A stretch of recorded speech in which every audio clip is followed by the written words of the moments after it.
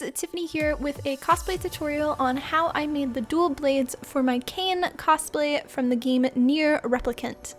And if you'd like to use the blueprint that I used to make the dual blades, it is available on my website www.tiffanygordoncosplay.com or see the link below. I first started off by tracing the main part of the blade onto 12mm EVA foam, and then cut it out with a box cutter.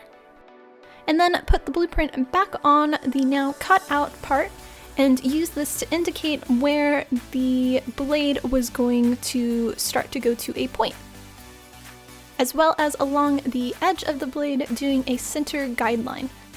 And before going to sand, I first removed a lot of this extra material using a box cutter, using the two guidelines that we marked to indicate where we were going to cut.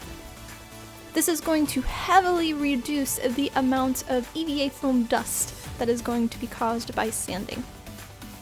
And when it was done, I went to my workbench and used a 2-inch sanding drum and sanded it all evenly. And when that was done, I used a heat gun to heat treat the entire blade. And now for the handle.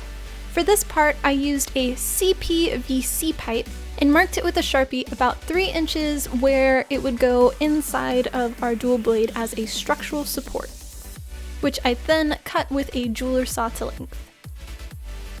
And the handle and the blade have a slight curvature, and I wanted this to be indicated into the CPVC pipe as well.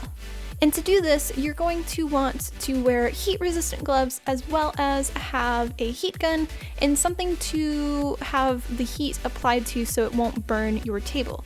What I use is a granite slab.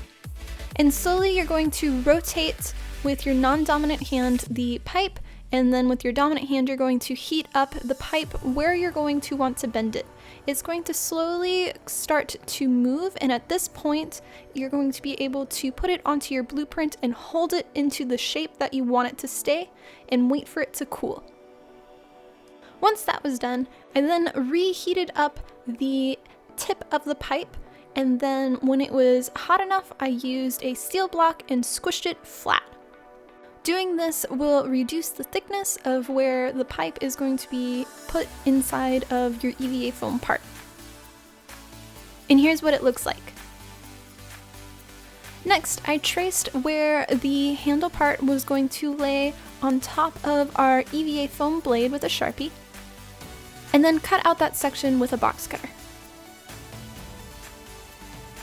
For attaching the two pieces together, I applied contact cement glue to both the EVA foam as well as all around the CPVC pipe, waited for both pieces to fully dry, and then attached the two pieces together. And for a little bit more structural support of holding the two pieces together, I like to go back and add some hot glue around the edges. And normally the CPVC pipe and EVA foam don't meet flush together. So I like to add some 2mm EVA foam on either side so that way the blade will still look flat. Now for the spiked part of the blade. For this section, I traced the blueprint onto 4mm EVA foam 2 times for each blade and cut out with an X-Acto knife. Once they were all cut out, I then gave a heat treat to the foam with a heat gun. And for attaching everything together, I applied contact cement glue. When all of the glue is dry, you'll want to slowly attach from the tip of the blade to the handle, each of the pieces, and all of the spiked parts should align to the other side of the blade so that way they'll become thicker at the tip. And here's what they look like so far.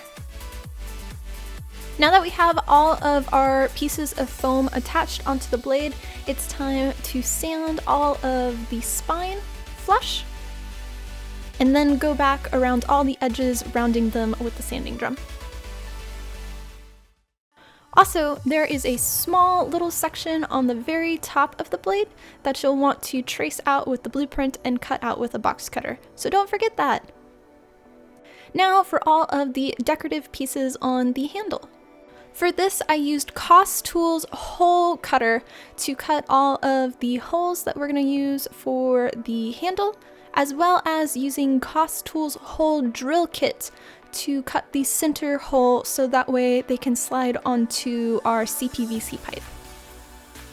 For the pommel part of the handle, I ended up cutting 3 different sizes of circles and glued them all together to create one cake-like shape. Next, I took all of these pieces to my workbench and then sanded all of them round using a sanding drum, as well as our little cake pommel pieces. I made them so they would be even. And here's what all the pieces looked like when they were done. The next step was to heat treat each of these pieces with a heat gun.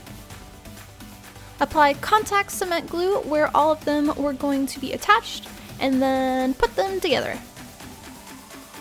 The final step before priming these pieces is to apply contact cement glue to the exposed CPVC pipe.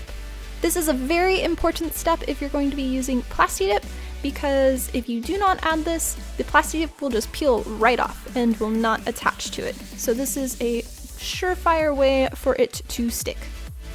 And when the glue was dry, it was time to prime our pieces, and for this I did 3 heavy coats of Plastidip to the entire surface of the dual blades. And for painting these dual blades, it was pretty simple. We didn't need to do a base coat on these blades because my Plastidip was already black, so I could go ahead and just use my Createx Colors Wicked color line using their Quicksilver on all of the in-between the spike sections, as well as for the handle. Next, I masked off all of the silver sections with masking tape, and then did a light dusting over the entire blade with a mix of the Quicksilver and black. And when that was done, went back with some more Quicksilver, as well as a paper towel, spraying it, and while it was still wet, dabbing it with the paper towel to kind of give it a little bit more of a metal-like look. And when all the paint was dry, I then used tweezers to help me remove all of the masking tape. Used a little bit of Createx Colors Wicked Black to add some detail paints around all of the spikes by hand.